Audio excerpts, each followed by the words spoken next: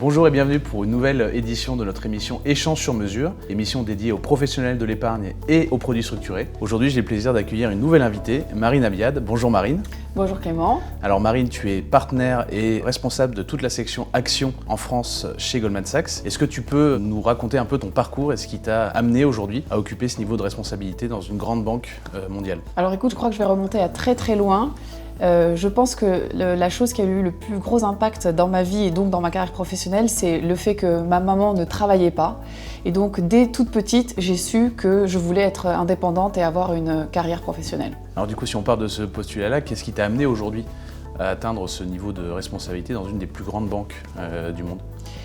Cet amour du challenge que j'avais déjà à travers le sport quand j'étais plus jeune et que j'ai eu ensuite à travers mes études et cette carrière professionnelle, c'est vrai qu'implanter un acteur américain dans un marché qui était entièrement trusté par les banques françaises, c'était vraiment avoir le goût du défi. Beaucoup de gens étaient très sceptiques. Ça fait 15 ans que je suis chez Goldman Sachs. Ce succès, il ne s'est pas fait en un an. Ça a pris énormément de temps. Mais aujourd'hui, voilà, on fait partie des principaux acteurs du marché des produits structurés en France. Justement, dans cet environnement qui est de plus en plus compétitif, notamment autour des produits structurés et du marché bancaire de manière générale, tu es une femme et c'est un milieu qui est plutôt catégorisé, on va dire, par le grand public. C'est beaucoup moins le cas aujourd'hui, mais comme un milieu très masculin. Comment est-ce que tu as su faire ta place dans cet environnement? Il y a quelque chose qui revient à chaque fois dans ce que je te raconte, c'est mon enfance avec d'abord le sport où il y a cet amour de la compétition, cette envie de relever ce challenge d'implanter Goldman en France, et donc cet esprit de compétition, il va aussi bien quand même dans un environnement masculin. Ouais. Je me suis jamais laissée impressionner par ce milieu d'hommes, ça n'a jamais été vraiment un problème pour moi.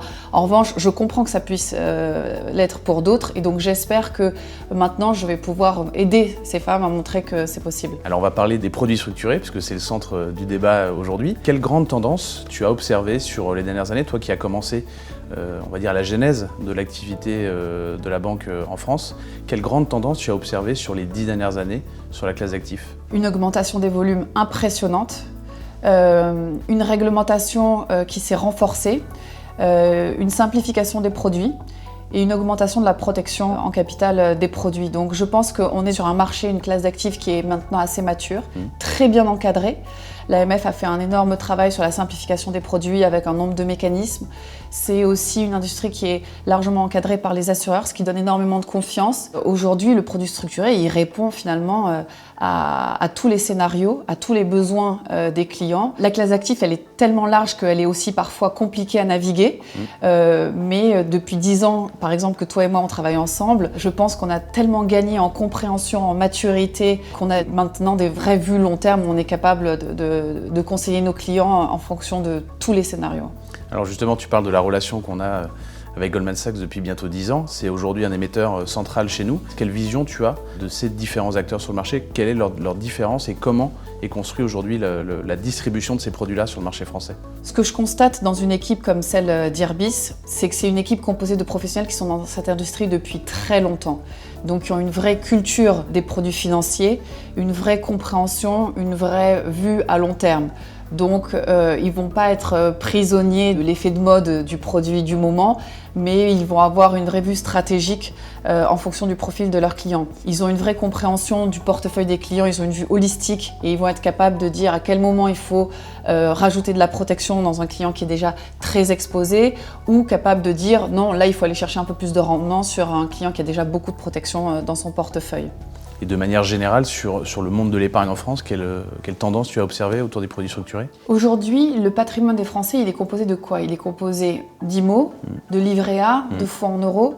Et bien justement, le succès des produits structurés, c'est parce que il permet aujourd'hui aux investisseurs de mettre un premier pas sur une exposition action, tout en ayant un profil avec de la protection très adaptée. Aux États-Unis, plus de 2/3 du patrimoine des investisseurs est alloué au marché action.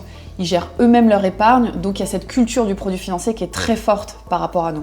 Pour les professionnels de l'épargne qui nous écoutent, quel premier conseil tu pourrais donner à un conseiller en gestion de patrimoine ou un banquier privé qui souhaiterait proposer pour la première fois un produit structuré? Quel premier conseil tu pourrais donner pour faire le premier pas sur les produits structurés?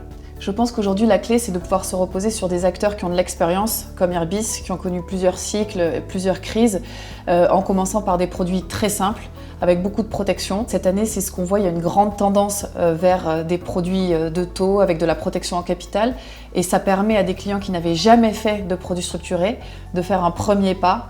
Et donc, c'est pour ça qu'on voit de plus en plus de volume et un grand succès sur cette classe d'actifs. Et donc, avec l'expérience que tu as acquise maintenant et la vue globale que tu as, quel est ton sentiment sur la position d'Irbis dans le marché et la relation qu'on peut avoir avec une banque comme Goldman Sachs? Écoute, je suis très impressionnée de voir à quel point Irbis grandit chaque année. Vous gérez de plus en plus l'épargne des Français, vous êtes devenu un partenaire très stratégique pour nous. On le sait, travailler sur les marchés, c'est être prêt à répondre à des mouvements parfois très rapides, des chocs comme on l'a vu avec Liberation Day, le jour de la mise en place des tarifs de Trump. Les marchés ont bougé très fort, très vite. Un partenaire comme Irbis, on est capable d'être tout de suite sur le pont et de trouver des solutions pour protéger au mieux nos clients dans ces scénarios. Marine, un grand merci d'avoir accepté notre invitation. Merci à toutes et à tous. J'aurai le plaisir de vous retrouver prochainement pour une nouvelle édition de notre émission Échange sur mesure. Marine, je te dis à très bientôt. Merci beaucoup. À bientôt Clément.